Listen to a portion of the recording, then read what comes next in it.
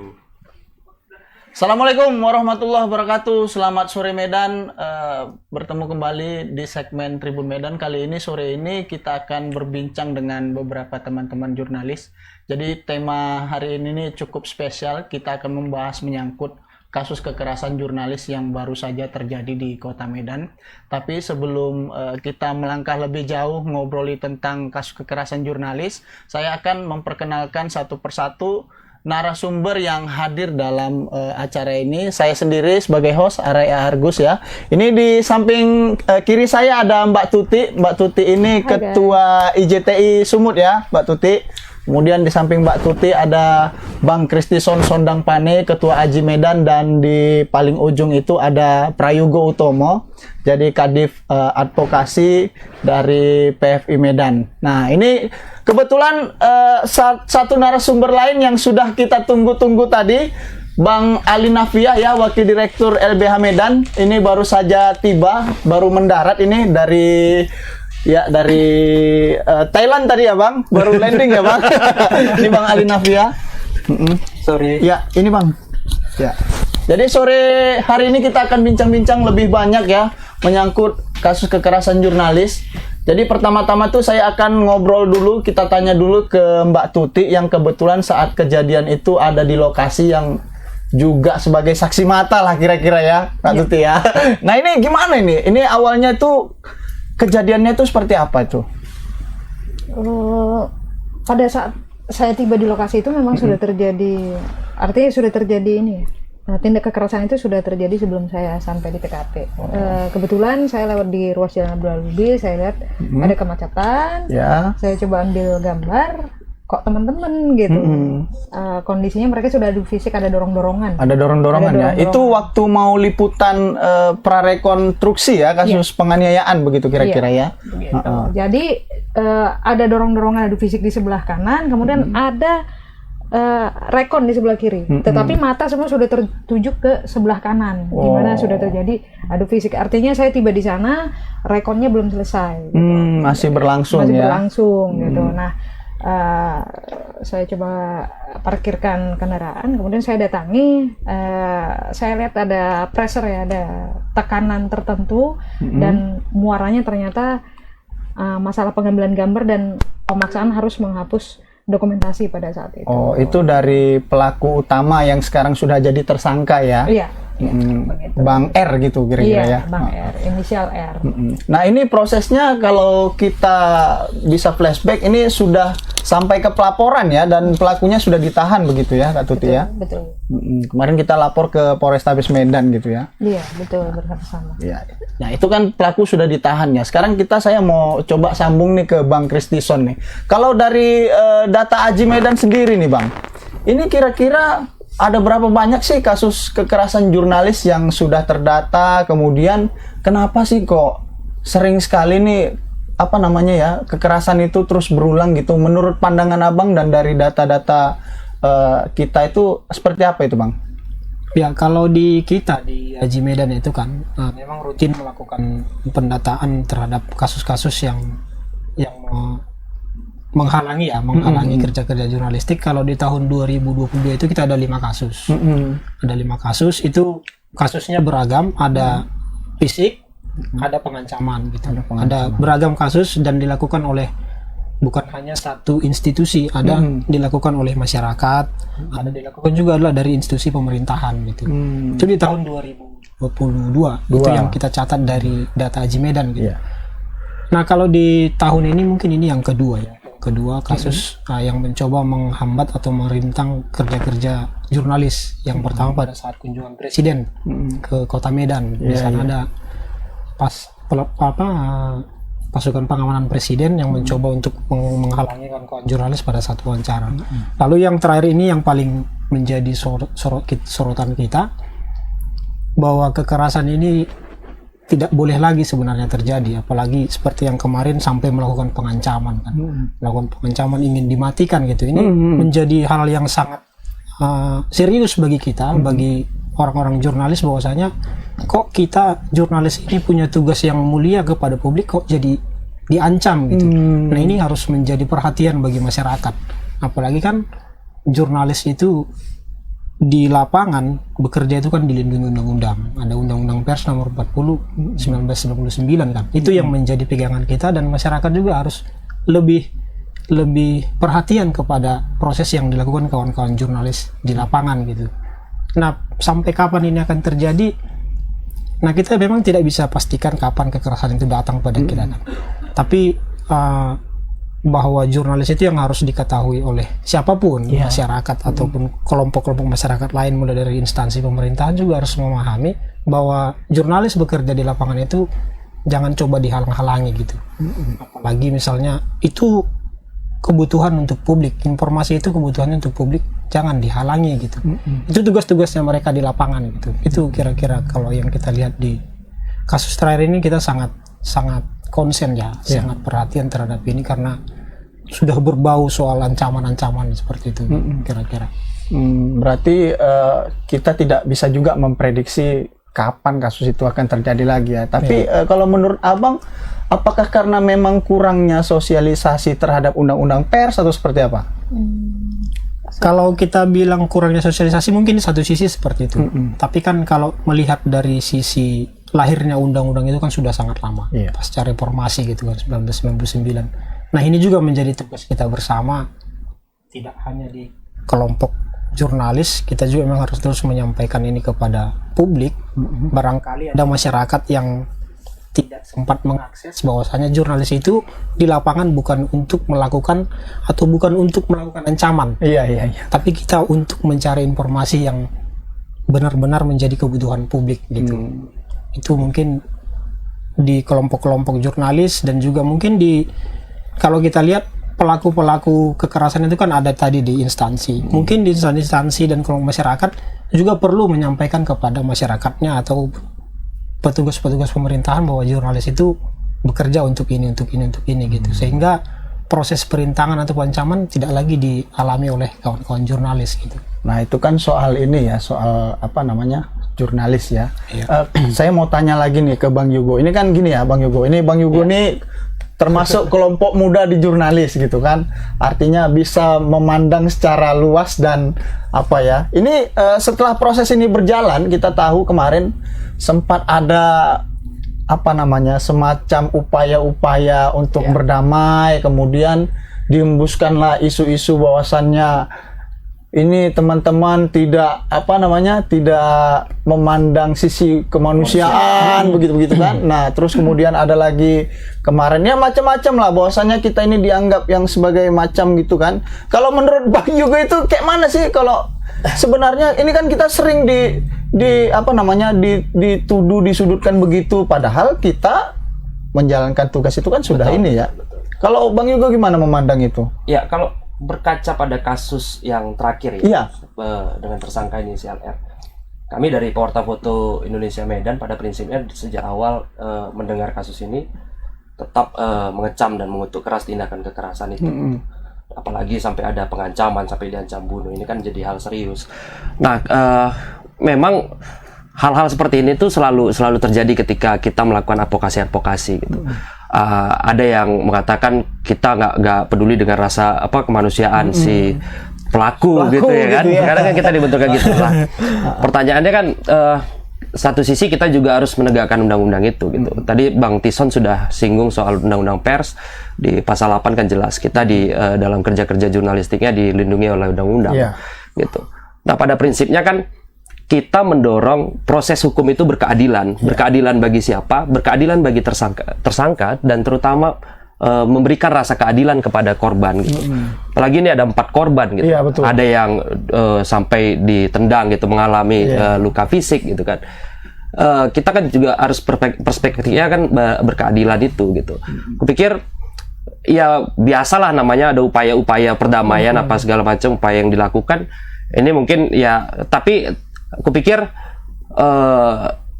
ini juga tidak mengurangi langkah-langkah upaya-upaya seperti itu. Kupikir harus dilihat dengan bijak oleh penegak hukum gitu. Penegak hukum tetap harus berprinsip memproses hukum ini secara berkeadilan, karena yang paling penting rasa keadilan bagi korban, dan namanya perintangan ini kan korbannya juga tidak hanya jurnalis sebenarnya gitu dengan kejadian perintangan dan pengancaman ini gitu.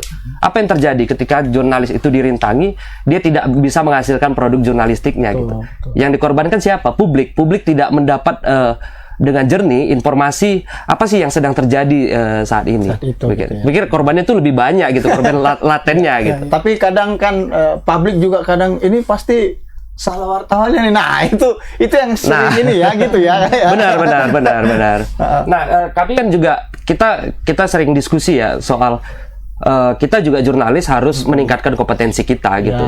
Memang ya mungkin saja ada kesalahan gitu, ada kesilapan dalam melakukan kerja-kerja jurnalistiknya, tapi pada prinsipnya kita di jurnalistik itu kan dalam bekerja tetap memegang teguh namanya kode etik jurnalistik. Itu yang paling penting gitu. Kita bekerjanya pada prinsip yang tertuang di kode etik jurnalistik itu gitu. Nah, sehingga kalau ada kesalahan pun ya silakan saja diproses dengan undang-undang pers tadi gitu. Jangan semerta-merta dihakimi gitu kan. Kesalahannya di mana sih sebenarnya? Kan produk jurnalistiknya yang harusnya bisa dihakimi gitu. Mungkin begitu. Kalaupun ada kesalahan mungkin hanya oknum gitu kan. Kita tahu nggak ya kupikir nggak bisa kita nafikan juga, dunia jurnalistik kan juga tidak sedang baik-baik saja gitu. Tidak sedang baik-baik saja gitu. Banyak kalau bahasanya oknum gitu kan. Banyak juga oknum yang memanfaatkan embel-embel jurnalistik untuk mencari keuntungan gitu. Dan kita ya, pada prinsipnya di organisasi tetap menolak hal-hal yang begitu dan tetap memberikan edukasi kepada anggota-anggota kita bagaimana menjadi seorang jurnalis yang tetap mematuhi kode etik jurnalistik. Nah, ini cukup menarik nih. Tadi sudah panjang lebar penjelasan. Sekarang kita ngomongin soal undang-undang pers nih, Bang. Kalau ini kan kebetulan Bang Ali ini dari LBH Medan ya, Bang Ali. Apa namanya? Masyarakat ini kan kurang banyak yang belum paham tentang undang-undang lex specialis ini. Kalau boleh dijelaskan apa sih, Bang, undang-undang lex specialis ini, Bang? Ini kan masyarakat juga perlu tahu. Kemudian sebagian penegak hukum juga di banyak tempat juga belum memahami itu gitu kan. Nah, kalau dari kacamata Abang lah sebagai praktisi hukum, itu seperti apa sih undang-undang lex specialis ini sebenarnya, Bang? Ya, terima kasih. Mungkin sebelum kita cerita undang-undang lex specialis, yang harus saya mungkin tambahin dari kalimat kawan-kawan adalah hak atas informasi. Ini dia. Jadi informasi yang diliput oleh kawan-kawan jurnalis atau wartawan itu sesungguhnya merupakan hak bagian dari salah satu asasi manusia. Haknya warga negara. Jadi dengan adanya perintangan sama dengan melawan masyarakat ini. Nah, ini harus kita pahami. Ini karena ini haknya masyarakat. Dan apa yang dikerjakan oleh kawan-kawan atau rekan-rekan jurnalis ini merupakan salah satu bentuk menegakkan yang namanya pilar demokrasi. Jadi janganlah tugas-tugas atau kerja-kerja kawan-kawan jurnalis ini dihalangi. Karena kalau kerja-kerja kawan-kawan ini terganggu, berarti demokrasi ini kita juga akan semakin surut. Nah, ini yang harus kita pahami dulu di awal nih. Harus melihat perspektif itu ya. Iya, ini merupakan hak asasi atau ini haknya warga negara nih. Nah, kemudian terjadinya ancaman dan gangguan-gangguan ini biasanya yang kami perhatikan, apalagi yang berhubungan dengan informasi atau liputan-liputan yang berkaitan dengan pejabat-pejabat negara. Nah, ada saja gangguan-gangguan itu. Nah, sehingga bisa saja disaling hubungkan. Apakah gangguan ini terkait dengan pejabat negara yang sedang bersinggungan dengan hukum atau seperti apa? Nah, itu. Nah, kemudian ini kan perlindungan bagi kawan jurnalis kan diperlukan. Sudah ada Undang-Undang Nomor 40 tahun 99. Nah, di banyak kasus, nah kawan-kawan ini kan rentan dengan diadukan dengan adanya pencemaran nama baik. Betul, ITE ya, Bang. ITE, ya kan? Betul. Nah, inilah yang merupakan lex spesialisnya bagi kawan-kawan jurnalis. Jadi kawan-kawan atau rekan-rekan jurnalis ini atau wartawan tidak bisa itu disangkut pautkan dengan undang-undang ITE sebenarnya. Tapi dia lebih kepada undang-undang tentang pers. Karena inilah undang-undang yang berlaku bagi mereka. Terkecuali misalnya apapun yang mereka transmisikan, mereka publikasikan tidak dalam kapasitas sebagai jurnalis. Silakan saja. Betul. Ya kan, silakan aja ajukan keberatan baik secara perdata maupun pidana terkait dengan individunya. Ya. Kalau memang tidak dalam kapasitas sebagai jurnalisnya. Tapi kalau dalam kapasitas sebagai jurnalisnya, nah itu berlakulah Undang-Undang Nomor 40 Tahun 1999. Itu lex spesialisnya, artinya undang-undang yang berlaku khusus bagi rekan-rekan jurnalis. Artinya lex spesialis adalah undang-undang khusus begitu Bang ya. Iya. Karena kan kalau setiap kali terjadi persoalan tuh aparat penegak hukum biasanya sangat jarang menerapkan pasal UU nomor 40 ini seperti kemarin ya Kak Tuti ya. Itu gimana Kak waktu waktu buat laporan itu kan kita sempat ajukan itu, kemudian penyidik itu katanya sempat minta penerapan pasal berapa 335 ayat 1 begitu ya Kak ya. Iya. Ya, saya sepakat sebenarnya dengan sama teman-teman di sini, saya dikasih notis ini. Sebenarnya ingin semua apa yang terjadi, kita kan negara demokrasi, kembali ke situ ya.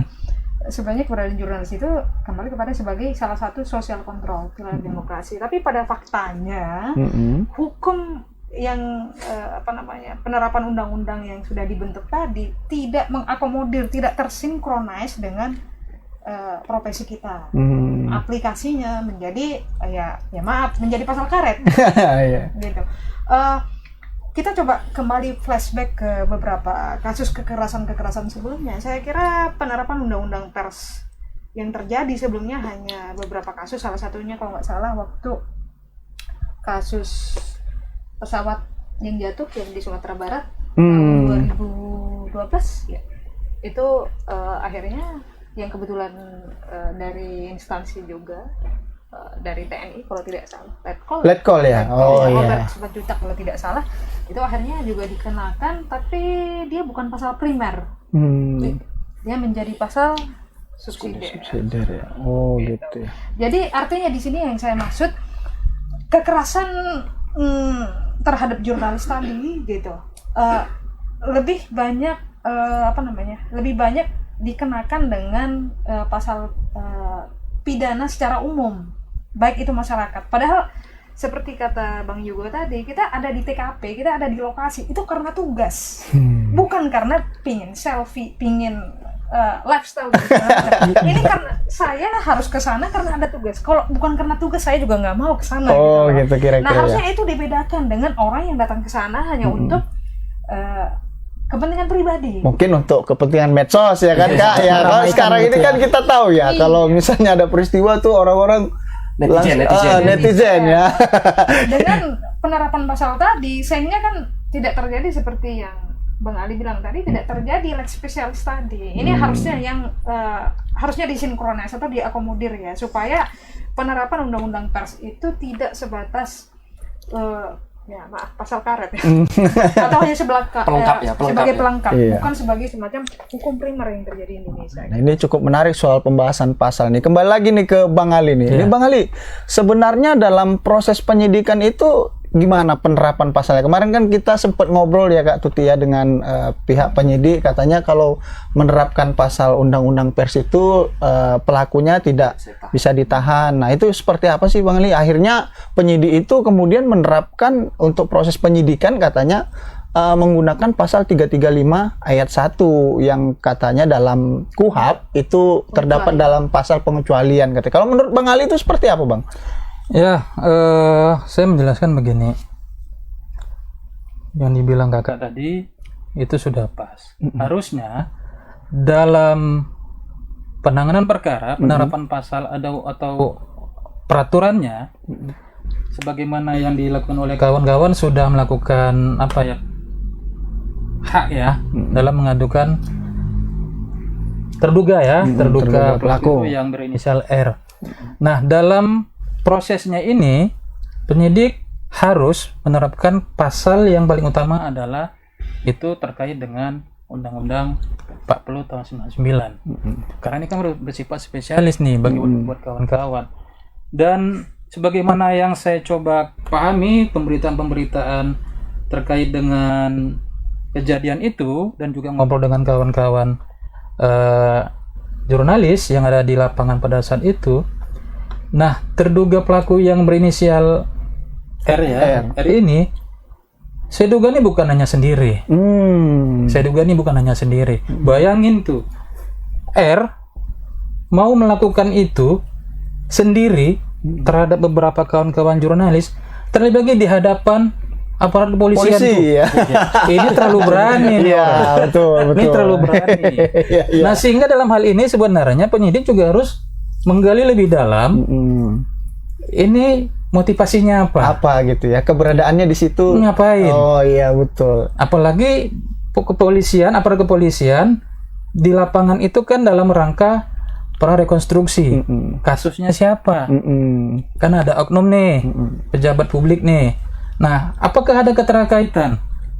Nah, kalau ini bisa kita keterkaitan, ini sebenarnya kalau kami meyakini ada dugaan akan berkaitan dengan tugas-tugasnya kawan-kawan jurnalis dalam meliput rekonstruksi itu. Nah, kan begitu kan? Nah, ini sudah jelas sebenarnya lex spesialisnya. Nah, makanya harapan kita penyidik ini harus menerapkan pasal primer itu terkait dengan Undang-Undang Nomor 40 tahun 99. Yang syukurnya memang saat sekarang terduga pelaku itu kan sudah ditahan. Iya, betul. Kan seperti itu. Artinya harapan kita dengan ditahannya terduga pelaku si R ini tidak akan mencoba memberikan tekanan-tekanan, intimidasi, dan bahkan perbuatan yang berulang. Nah, itu dia. Nah, jadi harapan kita ini harus diusut tuntas nih. Yang pertama harus menerapkan pasal primer terkait dengan Undang-Undang 40 tahun 19 tentang pers, ya kan? Kemudian sudah ditahan. Nah, kemudian kita minta karena ini dugaannya tidak hanya melibatkan satu orang, ini harus diusut nih yang lain. Karena tidak mungkin dia berani sendiri. Nah, itu kira-kira. Gitu ya. Nah, ini menarik nih, menyambung dari cerita Bang Alin. Ini Bang Yugo, kemarin kita sempat diskusi juga dengan Bang Tison dan Kak Tuti. Memang ada indikasi ya gitu ya. Kira-kira pelakunya itu katanya lebih dari satu orang. Itu seperti apa Bang Yugo? Kemarin kan kita juga korbannya, salah satu korbannya juga sempat datang ya. Karena kan ada ya, kita kemarin waktu kita mulai diskusi, ada pihak-pihak yang mengatakan bahwasanya ngotot pelakunya itu cuma satu orang gitu. Ini cuma satu katanya gitu. Iya, menariknya begini, aku sepakat dengan apa yang dikatakan Bang Ali tadi gitu. Tidak mungkin hal yang sedikit mustahil. Di situ ada polisi, dia berani gitu melakukan pengancaman pada jurnalis. Walaupun satu sisi kita menyesalkan juga ya, kenapa kepolisian yang ada di situ tidak cepat tanggap merespon kejadian di situ gitu, sehingga tidak terjadi berkepanjangan. Karena setelah kita kemarin diskusi lagi dengan korban dan mencoba menyusun kembali kronologis itu secara utuh, diketahui ternyata tidak hanya inisial R ini saja yang melakukan pengancaman. Diduga ya, yang diduga melakukan pengancaman ya. Tapi ada diduga yang lainnya gitu yang ya. ikut juga gitu dalam ikut mengancam dan memberikan intimidasi. Karena kalau dari kronologi yang kemarin kita susun, ada orang lain yang di situ ikut mengerumuni beberapa korban ketika baru turun dari sepeda motor dan memakai bed liputan, ketika ingin mengambil gambar di situ udah beramai-ramai dia dikerumuni gitu. Dan juga ikut menyahuti apa yang dikatakan oleh tersangka R gitu. Makanya dalam pernyataan sikap kita kemarin, AJI, PFI dan IJTI, kita jelas mendesak kepolisian untuk mengusut kasus ini dan coba mencari siapa sih pelaku yang diduga terlibat dalam kasus perintangan ini gitu. Karena ya aku pikir sebagai R juga tidak berkeadilan juga, hanya dia juga yang dihukum, yang ditumbal gitu ya. Dalam tanda kutip begitu gitu. Iya, betul. Harusnya kan karena kan R nih yang jadi tumbal kan, sementara mungkin ada diduga pelaku lain gitu ya. Terlepaslah motifnya apakah R apakah disuruh orang lain apa segala, terlepas itu. Kita sebenarnya fokusnya pada bagaimana undang-undang pers itu bisa diterapkan dalam kasus ini gitu. Itu menjadi salah satu tuntutan kita juga. Bagaimana undang-undang pers bisa menjadi pasal primer dalam kasus ini gitu. Bukan kita juga nggak ingin menyangkut ke hal-hal yang lain gitu. Tapi polisi harus jernih, harus transparan nih. Harus transparan ya. Publik gitu. Karena ya gimana nih agen sosial kontrolnya dirintangi gitu. Informasi untuk masyarakat terhalangi gitu. Tapi nanti penanganan kasusnya tidak transparan gitu. Makanya harapan kita menuntut dan mendesak kepolisian untuk transparan menangani kasus ini. Harus transparan kira-kira gitu ya. Nah, ini saya kembali ke Bang Tison nih. Bang Tison, ini kan setelah kasus ini bergulir, tadi sudah saya tanya juga sikapnya Yugo dari PFI soal masalah soal damai apa segala macam. Kalau dari perspektif Bang Tison sebenarnya terhadap misalnya orang-orang yang di luar sana yang sering dan terus-terusan tuh udahlah damai aja. Harusnya perspektifnya itu seperti apa sih terhadap apalagi sesama jurnalis gitu kan? Apalagi kita ini sesama jurnalis. Perspektifnya harus seperti apa gitu kira-kira? Iya baik. Nah ini juga harus kita perhatikan bersama memang bahwa ada teman-teman kita juga yang didatangi oleh orang-orang untuk menyampaikan supaya ada pertemuan untuk memediasi dan mungkin untuk meminta maaf gitu kan. Nah permintaan maaf itu kan hal yang lumrah itu, ya kan hal yang lumrah. Tapi perlu juga dicatat bahwa dalam kasus ini kan bukan hanya persoalan si korban yang menjadi ancaman. Ini persoalan profesi yang di dalam profesi ini kan ada ribuan orang, tidak hanya di Kota Medan kan gitu kan.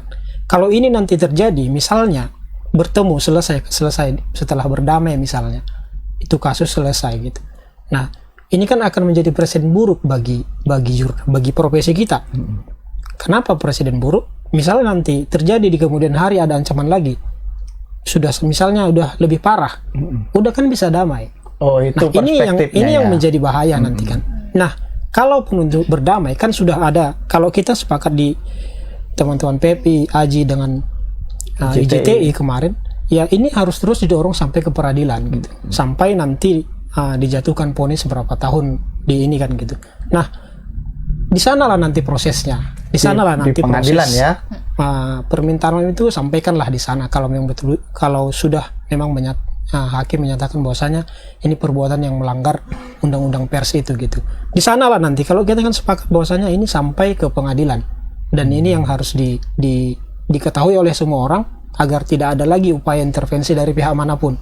Kita tidak ada merasa dendam pada orang, tidak. Ini yang kita perjuangkan, ini profesi kita, supaya dilihat publik bahwasanya kita benar-benar ingin menjaga profesi ini, supaya jangan ada orang yang sembarangan untuk melakukan ancaman-ancaman terhadap teman-teman kita yang di lapangan gitu. Nah itu kalau dari Bang Tison. Kalau dari Kak Tuti seperti apa ini menanggapi banyaknya misalnya ya apa ya, kalau bahasa orang Medan tuh ada Panglima Talam, ada Panglima ini, ada Panglima itu, kan banyak Panglima ya. Makanya saya pakai topi bintang 1 biar dianggap Panglima juga. Tapi bukan Panglima Talam.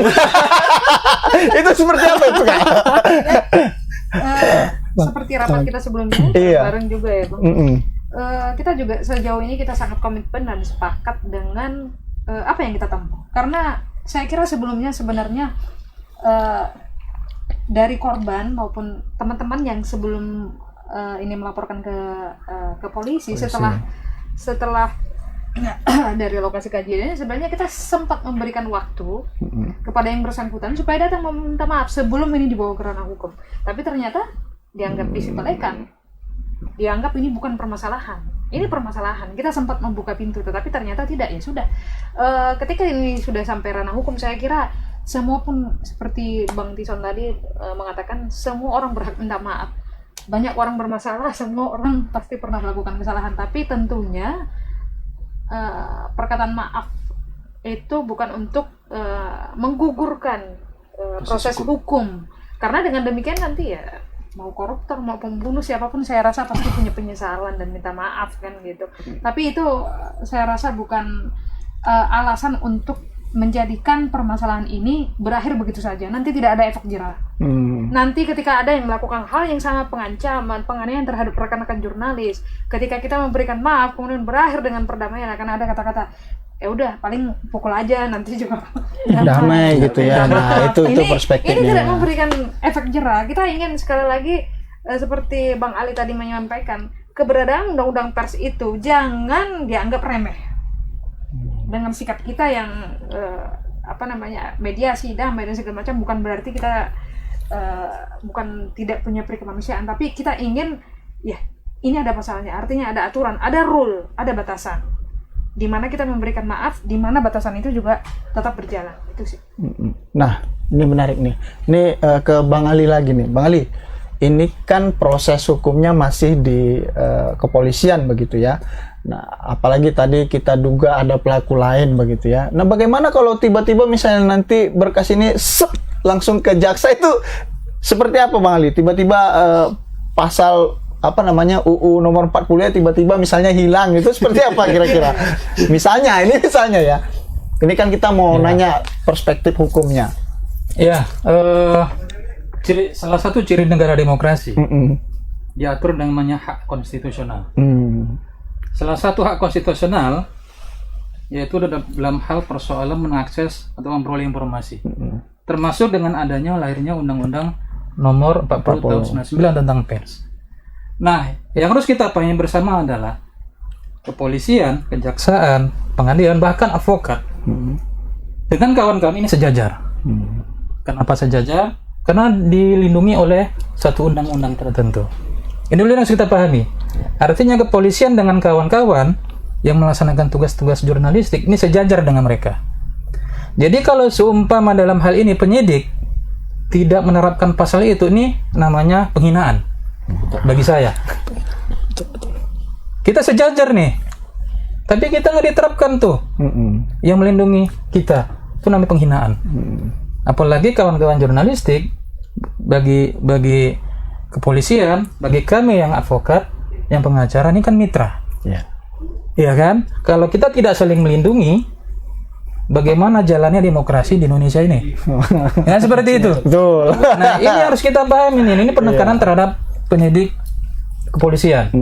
Nah, terkait dengan sah-sah saja kalau ada pihak keluarga, ada pihak-pihak dari terduga pelaku untuk menyampaikan permohonan maaf. Saya kira saya sepakat dengan kawan-kawan. Ya boleh saja nanti diajukan permohonan maafnya pada saat di sidang pengadilan. Karena kita di sini akan menguji nih keseriusan penyidik kepolisian. Ini mereka sekarang sedang melindungi kita atau melecehkan kita, menghina kita. Diterapkan nggak Undang-Undang Nomor 40 Tahun 99 dalam perkara ini, ya kan? Nah, membuktikannya sederhana, saya pikir. Apakah kawan-kawan mengetahui atau tidak? Dalam proses ini sekarang penyelidikan, dalam penyidikan ya, ada nggak dimintai keterangan ahli terkait dengan jurnalistik? Karena kan kita akan melihat ciri-ciri lex spesialisnya. Betul. Kalau tidak ada, kita bisa pastikan P21 dan P22 ini tidak akan ada menerapkan dan atau memprioritaskan pasal yang memakai Undang-Undang 40 tahun 99. Nah itu dia. Jadi kalau misalnya ada sesuatu hal, kita wajib juga untuk menanyakan itu ya, seperti apa, pasalnya apa begitu ya.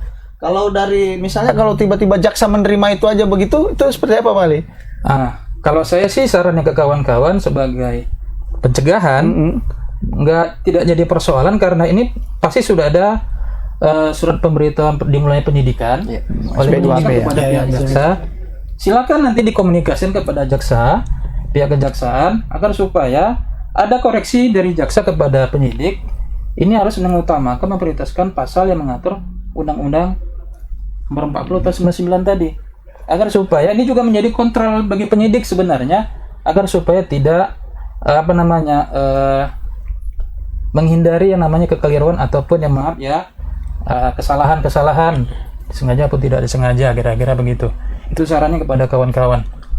Oke. Baik, ini kita sudah sampai di penghujung acara. Ternyata kita nggak terasa ngobrol, tapi asik juga, seru ya. Jadi yang dari catatan saya dari hasil ngobrol kita ini, itu pertama tadi kawan-kawan IJTI, AJI dan PFI itu sepakat bahwasannya kasus ini harus tetap bergulir sampai dengan persidangan begitu ya, dan kemudian kita juga harus mengawal seperti apa nanti penyidik dalam menerapkan pasal-pasalnya. Kemudian kalau ya sah-sah saja kalau misalnya mau minta maaf, tapi harus di depan pengadilan begitu kira-kira. Nah, sebelum saya menutup ini, saya ingin meminta closing statement dari masing-masing narasumber kita ini. Kita mulai dulu mungkin dari Kak Tuti, closing statementnya apa kira-kira Kak untuk kasus ini gitu?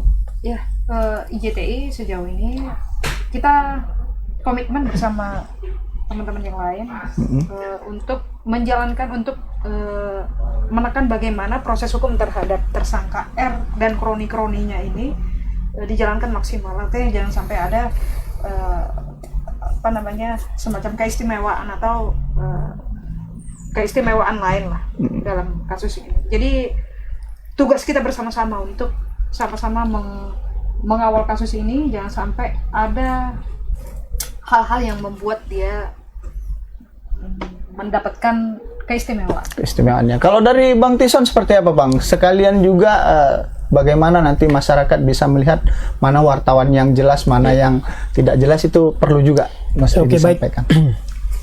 Kalau dari kita di Aji Medan ya, dengan kawan-kawan PFP dan Aji, sampai nanti ini ke pengadilan, kita tetap berkomitmen soal kasus ini harus terus sampai ke pengadilan supaya ini menjadi efek jera bagi siapapun yang nantinya akan mencoba untuk melakukan perintangan terhadap kerja-kerja jurnalis ini. Artinya kita tetap sepakat mendorong pihak kepolisian dan penegak hukum yang lainnya untuk tetap mengawal kasus ini sehingga diperoleh proses yang berkeadilan itu gitu.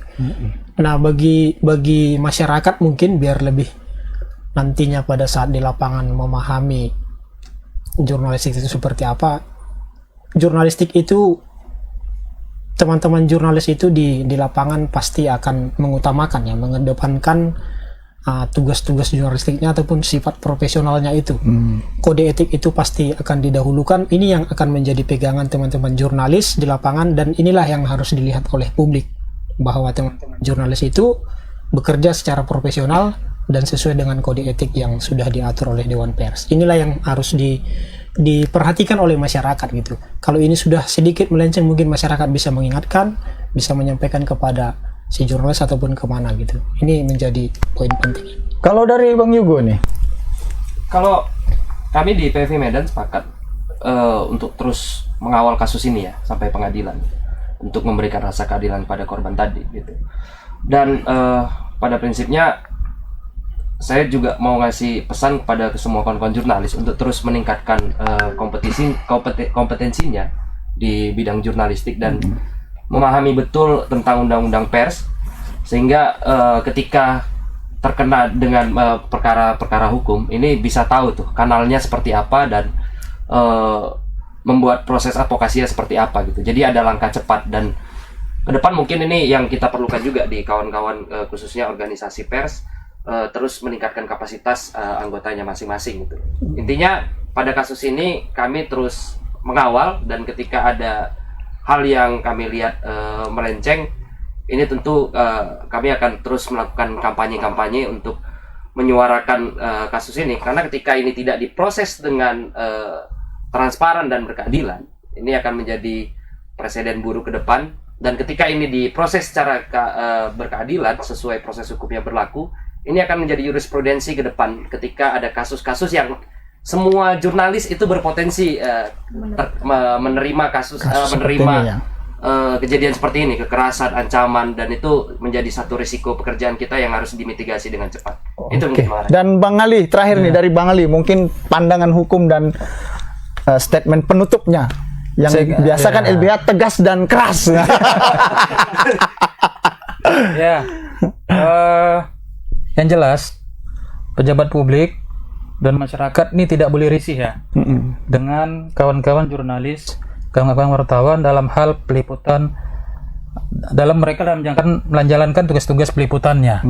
Ya, nah apapun ceritanya, apa yang mereka kerjakan, kawan-kawan kerjakan, itu merupakan kebutuhan kita, masyarakat. Khususnya nih pejabat publik nih, jangan risih, ya kan? Kalau risih, nah kita tanda tanya itu. Nah itu. Kan gitu kan? Nah, kalau kemudian jangan pejabat. Karena menjadi pejabat konsekuensinya harus dikritik. Kalau nggak mau dikritik, jangan jadi pejabat. Mundur saja. Mundur saja ya. Nah, terus yang kedua, harapan kita, bukan harapan sih, kita minta. Sebenarnya. Kita minta agar supaya penyidik Polrestabes Medan ya, ini harus segera menjalankan rangkaian penyidikan itu secara profesional, objektif, yang paling utama baik dan benar. Nah, itu baik dan benar itu yang paling utama. Nah, jangan sampai kawan-kawan jurnalis nanti merasa kok ada diskriminasi ya. Pada saat kita yang menjadi korban, Ya. seperti ini. Pada saat nanti oknum-oknum pejabat publik seperti ini. Nah, kita nggak mau, kita juga sayang dengan institusi kepolisian. Jadi kritik-kritikan itu juga untuk membangun kepolisian sendiri. Nah, seperti itu. Jadi harapannya kita jaga bersama institusi ini dan juga kita saling berangkulan agar supaya demokrasi kita tetap terjaga. Kira-kira begitu. Wah ini cukup tegas dan terukur kalau kata kepolisiannya kan. Ya mungkin itu saja yang bisa kita sampaikan lah dalam segmen ini ya. Mudah-mudahan kasus serupa tidak terjadi lagi terhadap jurnalis, khususnya jurnalis di Kota Medan. Harapannya mudah-mudahan kasus ini bisa berproses sampai dengan ke pengadilan, dan yang paling terakhir ditegaskan bahwasannya organisasi profesi sepakat untuk mendukung ini sampai dengan pengadilan, begitu kira-kira ya. Kalau mau jadi pejabat jangan risih kalau dikritik. Kalau risih berarti nggak bersih, kira-kira gitu ya. Mungkin itu saja yang bisa kami sampaikan untuk sore hari ini. Terima kasih banyak, terima kasih kepada abang-abang, kakak-kakak narasumber yang sudah hadir. Saya Heri, wabillahi taufik wal hidayah. Assalamualaikum warahmatullahi wabarakatuh. Waalaikumsalam warahmatullahi wabarakatuh.